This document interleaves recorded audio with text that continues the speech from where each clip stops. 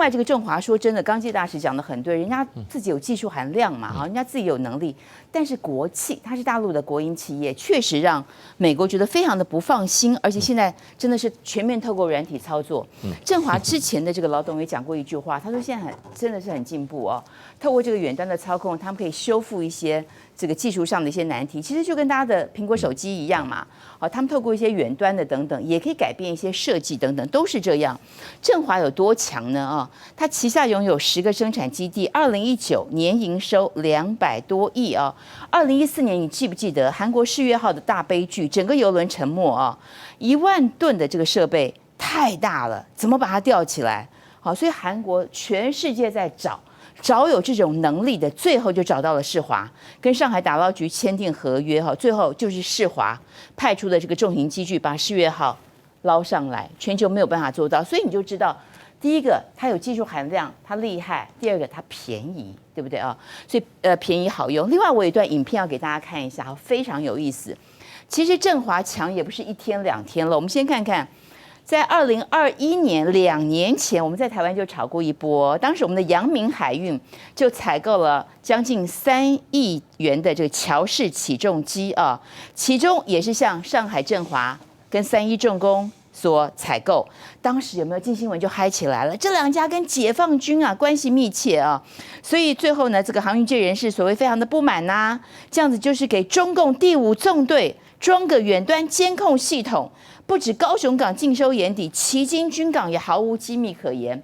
所以美国人真的是，我们这个报道早就登过了，你知道，美国人现在才觉悟到，有没有我们台湾的警觉性比美国人高多了，对不对啊？所以美国人太落伍，但是美国人也很爱振华。我们看到啊，在2021年的9月，也是2021年啊，当时有4台巨型的振华起重机送到了美国马里兰州，然后马里兰州的州长开心的不得了，他说对于巴尔的摩港来说，这是个历史性的时刻，因为有这个起重机，所以巴尔的摩港的吞吐量会因此而翻倍。当时还举行了个盛大的一个典礼啊，它没有替代品，所以美国当时呢，在这个中美关税的时候呢，振华还豁免关税，你就知道美国当时对他多礼遇，因为太需要它了，太好用了，所以当时中美这个关税大战的时候，振华少数幸免于税的哦。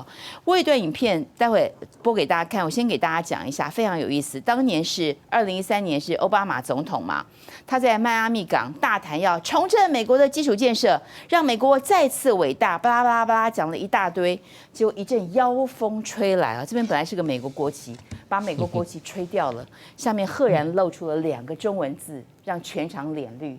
那2个中文字就是振华。来，我来播出一段那个影片给大家看一下。时间是2013年，来导播，我们把这个影片有没有？好，当时一个盛大的典礼，你看到没有？好多记者来采访啊，好多政要坐在上面，然后突然之间一阵妖风，美国国旗吹翻了振华，有没有？露出振华，你知道多么讽刺哈？这个难免会有意外，但当时这个典礼是奥巴马要在现场。他要告诉大家，透过整理这个典礼，告诉大家，美国重新开始啊，致力于基础建设，要恢复美国的荣耀，恢复美国制造业。结果露出的美国国旗下面是振华啊！我让汤老师讲一讲，看这个人赶快上去，有没有事情大条了？赶快上去哈，把这个牌子拉下来哈。这是 CNN 的报道，赶快把这个美国国旗，只派他一个人，很吃力的样子，有没有？美国国旗都掉了也就罢了嘛，下面露出2个中国字啊，这让美国人太不舒服了，太不舒服，有没有？振华在这里啊，这是奥巴马当时遇到的一个问题，你就知道美国国旗下面藏的秘密，大大有损美国人的自信啊。我请这个汤老师你来谈一下，你怎么看待这个间谍起重机啊横空出世？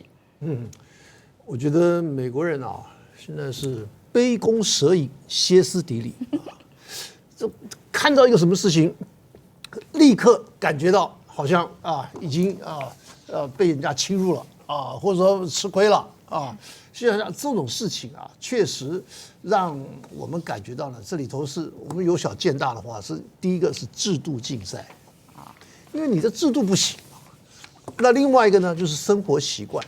因为你们想赚那个很轻松的钱，你像这种事儿像这个制造业他们赚钱是很辛苦的，是可以赚钱，没错。你像振华啦什么，这可以赚钱，可他们都很辛苦的，而且呢还留了一堆污染。老美他们就不愿意搞这个了，他就干脆去搞财经了，啊，去搞法律了，就搞这些东西。那这些东西呢，赚钱快啊，又赚得多，又高尚又体面，又高尚，哎，对不对？那活该嘛。那你们既然你要走这条道路，那你自己的制造业你完全都偏废了。那你现在呢？啊，中方的这个制造业慢慢起来了，那你非用不可啊。对，你根本就无可或缺嘛。那在这种情况下，那你势必要低头。你一定要，你现在等于说你是在人家的屋檐下，你没有这个东西，你这个港口根本没法运作了。由《华尔街日报》丢出这个讯息，这背后是接下来有什么东西要出台吗？政策也好，新一波的抗中，新一波的打压是吗？他敢打吗？他这种东西他打不了了嘛。哦，他有些他可以打的，有些是打不了的。气球可以打，啊，气球可以打，哎，对，有些时候你像川普的那个时候，气球只有一个、3个。啊，对啊，那你像川普那段，他有些还是可以打的，他可能有些是打不了的。你像这个振华就根本打不了。还有一个用飞弹打，哎，这也可以用飞弹打。还有一个建议美国打，怕什么？还有一个很厉害的，它叫昆龙 AG600。啊，这个你大概没听过。那是它这个是什么？是超大型的救火救援的飞机，而且是这个海陆救火飞机。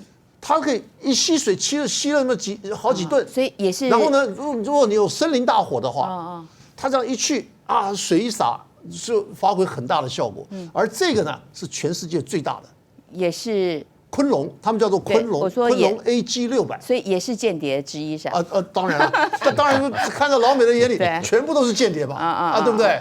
那到时候你比如说老美那边啊，那森林大火了，好了，你烧吧。那你的飞机都是小的飞机嘛，顶多什么波音747像这种的，它这个比波音747要大好几倍啊。对，因为你看哈，这个气球你可以掌握这个全美的这个气象的机密，那这个可以掌握全美的港口机密。对。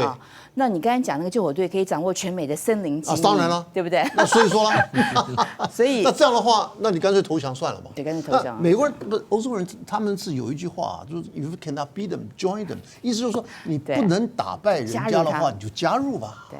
现在他们应该有这种思维，你不要再困兽犹斗嘛。对。你现在他们这个做法就是困兽犹斗，意思就是不死心。